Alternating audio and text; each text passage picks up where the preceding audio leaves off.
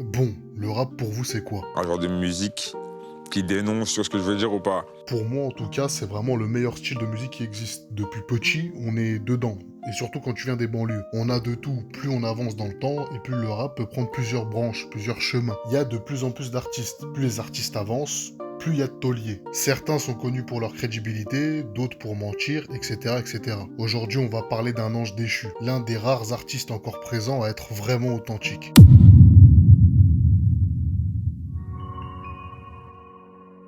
Je regarde Flame, où je le guise, le 12 le 10.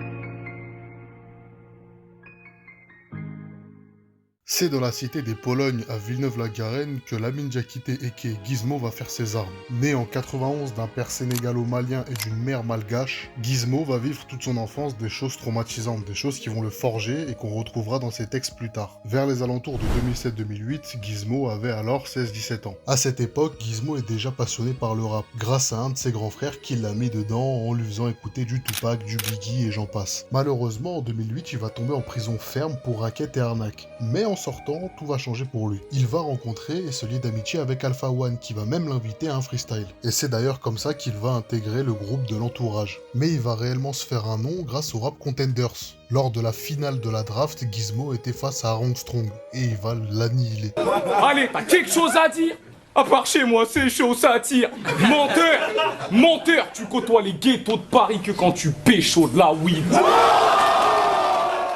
Mais grâce à ses performances, il va finir par signer dans un label qui va vraiment être important pour sa carrière, pour lui, et même en globalité. Y&W. Le 3 octobre 2011, il va sortir son premier album, du nom de Normal. Dedans, on y retrouve en featuring la plupart des membres de l'entourage, comme Nekfeu, Alpha One ou Jazzy Bass. Ce qu'il faut se rappeler et noter sur Gizmo, c'est qu'il va tomber dans l'alcool très tôt. À 14 ans, il va commencer à être alcoolique. Son problème le plus récurrent, c'est ses démons, liés à son passé, etc. Sauf que Gizmo, c'est pas une personne qui va aller voir un psy ou qui va se soigner, au contraire. 13 ans et demi, 14 ans.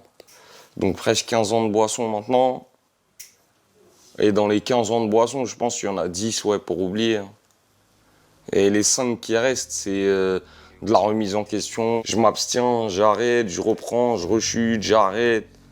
Le problème de Gizmo, c'est qu'il est autodestructeur. Au lieu de combattre ses démons tout au long de sa carrière, il va préférer les écouter. Lui-même le dit, il ne combat pas ses addictions, car elles le font se sentir bien. Malheureusement, il va très rapidement s'embrouiller et mettre un terme à son amitié avec l'entourage. Les rumeurs racontent qu'il aurait récupéré toutes les recettes d'un merch de la marque de l'entourage, justement. Mais ça, encore une fois, c'est à vérifier. L'entourage vont annoncer sur les réseaux cette fin de collaboration avec Gizmo, avec comme excuse pas la même vision artistique que vous connaissez déjà. Sauf que Gizmo lui-même dira qu'il ne sait toujours pas pourquoi il s'est fait exclure. Malheureusement, cette fin de collaboration va créer des conflits, et au sein même du label. D'ailleurs, le label sera directement en embrouille avec Nekfeu. Et forcément, ces embrouilles vont éclabousser un peu Gizmo. L'embrouille à la base est simple, Nekfeu et son équipe étaient signés chez Y&W. Sauf que le problème, c'est que le label prenait du temps à sortir les sons. Imaginez être un artiste émergent, un vrai forgeron qui sait ce qu'il fait, mais ne pas pouvoir sortir de sons de manière fréquente. Bah forcément, ça leur a pas plu. Du coup, Nekfeu et son équipe sont partis, et ont signé chez Universal.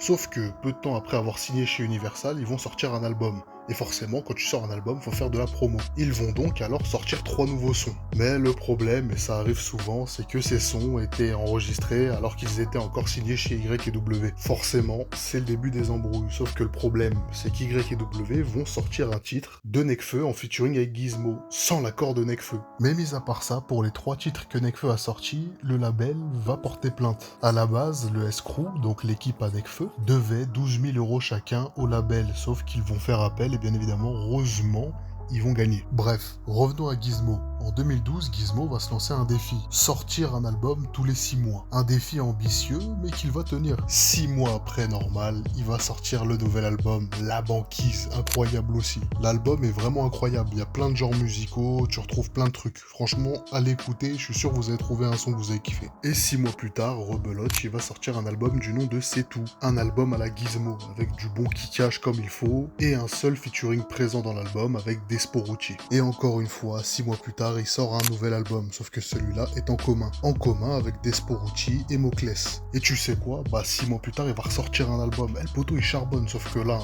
Dans ma ruche. L'album c'est Dans ma ruche. Et là, attention. Gizmo va nous accueillir dans son album déjà avec le son André. Une intro magnifique de plus de 8 minutes. C'est une dinguerie. Il freestyle pendant 8 minutes, c'est incroyable. Dedans, vous allez retrouver le son Dans 10 ans, un samplé d'une OST de Naruto, et le son Dans ma ruche. Pour moi, là, ces sons-là, c'est les incontournables de cet album. Mais attention, parce qu'en 2016, il va sortir un nouvel album. L'album s'appelle #GPG. L'album Dans ma ruche a fait des stats de fou pour l'époque, et surtout pour Gizmo. Mais alors celui-là, Gizmo le dit lui-même, cet album, c'est pour ceux qui le soutiennent, ses amis, sa famille, etc. On va retrouver des sons comme GPG et surtout Attendez-moi. On va s'appuyer dessus parce que déjà c'est son son le plus streamé et même c'est considéré pour beaucoup, dont moi, comme le son le plus triste du rap français. Dans cette musique, on y entend les cris de douleur d'un homme, un homme qui pleure pour les gens qu'il aime partis trop tôt. Une grande partie du son fait référence à sa grande sœur décédée. D'où la phrase « Mes erreurs c'est pas ta faute, je t'en supplie de tout là-haut, sèche tes larmes ». Il fait aussi référence à un ami à lui qui n'est plus de ce monde. Vous vous imaginez bien ce son, si vous le connaissez, c'est qu'il est connu. C'est son plus gros titre qui n'était à la base même pas prévu.